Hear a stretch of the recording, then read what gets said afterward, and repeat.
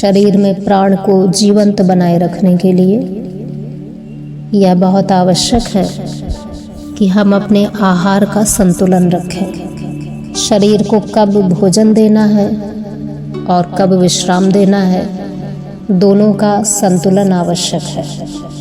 हमारे भोजन का लक्ष्य स्वाद नहीं होना चाहिए, भोजन का लक्ष्य होना चाहिए शरीर में ऊर्जा का संचार, शरीर की जीवंतता को बनाए रखना। अगर हमारा भोजन सात्विक है, सरल है, तो उसका आसानी से पाचन हो जाता है। भोजन अगर तामसिक है, गरिष्ठ है, तो उससे हमारी ऊर्जा क्षीण होती है। शरीर के अंदर बीमारियां और अनेक प्रकार के मनोविकार भी प्रकट होते हैं। इसलिए यह परम आवश्यक है कि एक बार खाने के बाद कम से कम 6 से 7 घंटे का अंतराल हो। जब हम दिन भर बार बार खाते हैं तो हमारे पाचन तंत्र को आराम नहीं मिलता, शरीर की कोशिकाओं की मरम्मत नहीं होती। इसलिए यह आवश्यक है कि भोजन के बीच में 6-7 घंटे का गैप हो, अंतर हो, और इसके साथ ही साथ बीच बीच में हम उपवास रखें।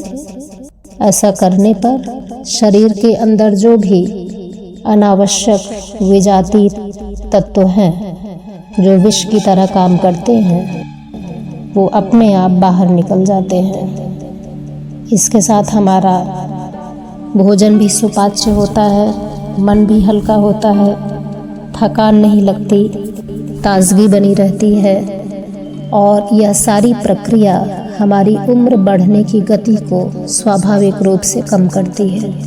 तीसरा महत्वपूर्ण नियम भोजन का समय। भोजन का समय हमें सूर्यास्त के पहले रखना चाहिए और अपना प्रमुख आहार दिन में रखना चाहिए। साधक सूर्य की गति के अनुसार भोजन करता है। दिन में जब सूर्य का प्रकाश प्रबल होता है तब हमारे अंदर की अग्नि भी प्रबल होती है। इसलिए मुख्य भोजन दिन में रखना चाहिए और रात्रि को हल्का आहार। इससे हमारी शरीर को विश्राम मिलता है, सुबह उठने पर आलस्य नहीं लगता, थकान नहीं होती, नींद गहरी होती है, और जो भी साधक हैं उनकी साधना भी आसानी से और गहन होती है। इसलिए कायाकल्प, शरीर का नवीनीकरण मात्र हमारी शरीर तक ही सीमित नहीं है, बल्कि यह चेतना की यात्रा है। बुढ़ापा पहले हमारी त्वचा पर या शरीर पर नहीं आता, उसका असर हमारे मन पर आता है। अगर मन हमारा हार गया, मन से हम थक गए, निराश हो गए, तो शरीर भी शक्तिहीन होने लगती है। मन अगर जागृत है, उत्साहित है, ऊर्जावान है और सकारात्मक विचारों से भरा हुआ है, तो शरीर भी अपने आप युवा रहती है। इसलिए मानसिक आयु को स्थिर करना आवश्यक है। आधुनिक विज्ञान ने यह सिद्ध किया है कि दीर्घ काल तक तनाव रहने पर हमारी शरीर में हार्मोन्स असंतुलित होते हैं, सूजन बढ़ती है, उम्र बढ़ती है।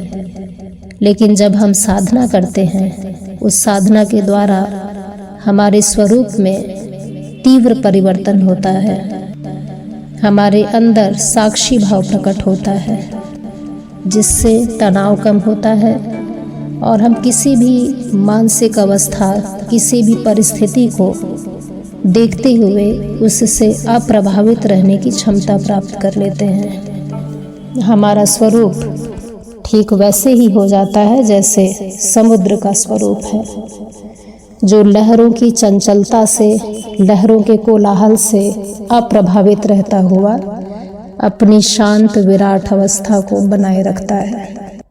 इसी तरह से ब्रह्मांड का कोई भी तूफान, जीवन की कोई भी लहर, परिस्थितियों की कोई भी आंधी हमें विचलित नहीं कर पाती है।